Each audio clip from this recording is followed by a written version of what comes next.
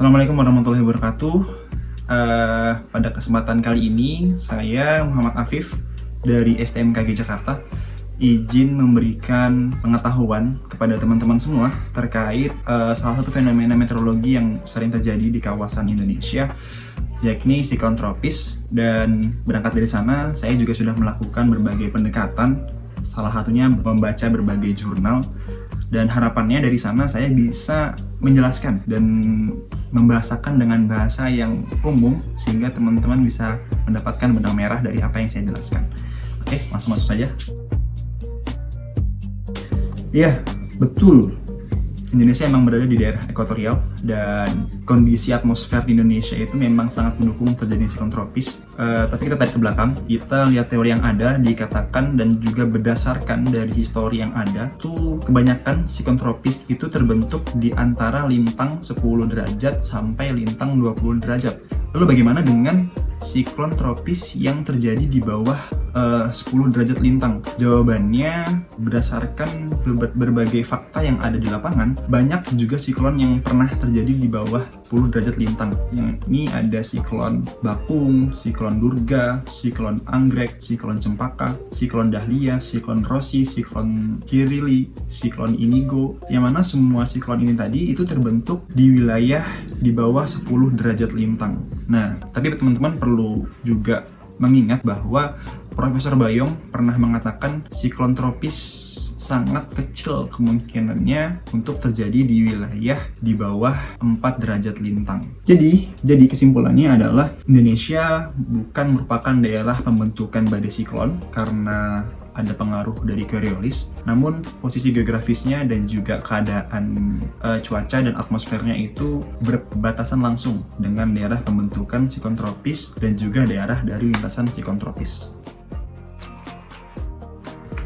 Oke, terkait soal ini, memang pada dasarnya energi dari matahari yang diterima oleh BMI itu sangat amat optimal dan besar, sehingga wilayah perairannya itu sangat dapat meningkatkan kejadian ataupun potensi pertumbuhan dari siklon tropis. Namun perlu kita ingat lagi bahwa kita juga harus memperhatikan faktor-faktor lain, yakni ada faktor keadaan atmosfernya, kemudian kondisi kelembabannya, dan juga kondisi angin yang memang faktor-faktor ini harus saling mendukung untuk terciptanya suatu fenomena siklon tropis. Kemudian terkait peneliti yang mengatakan bahwa suhu muka laut hangat itu harus di atas 26,5, menurut saya statement ini masih benar dan menjadi patokan dari berbagai penelitian, karena mungkin BMKG selama pengamatannya belum menemukan kejadian siklon tropis yang didukung oleh suhu muka laut di bawah 26,5 derajat Celcius. Karena sayogyanya ketika nanti BMKG menemukan suatu fenomena siklon tropis yang terjadi di wilayah Indonesia dan di bawah 26,5, maka akan ada amandemen atau pengubahan di TCWC BMKG Jakarta agar tidak menimbulkan bias pada kalangan masyarakat.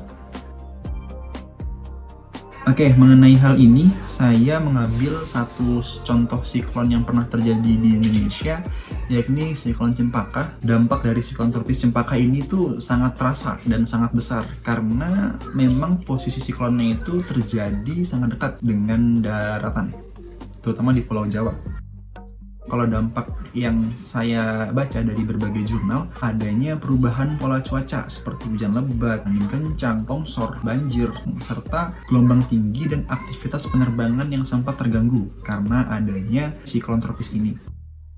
Oke, mengenai radius terdampak, saya masih belum bisa menjawab dengan pasti karena saya juga belum terlalu mengetahui terkait hal tersebut. Namun menurut saya pribadi, terkait area terdampak maupun besaran radiusnya itu kita bisa meninjau dari seberapa besar skala ataupun kekuatan dari siklon tropis itu, dimana ada yang namanya skala Saffir-Simpson, dan mungkin dari kategori itu kita bisa membuat asumsi seberapa besar radius ataupun area yang terdampak dari adanya siklon tropis.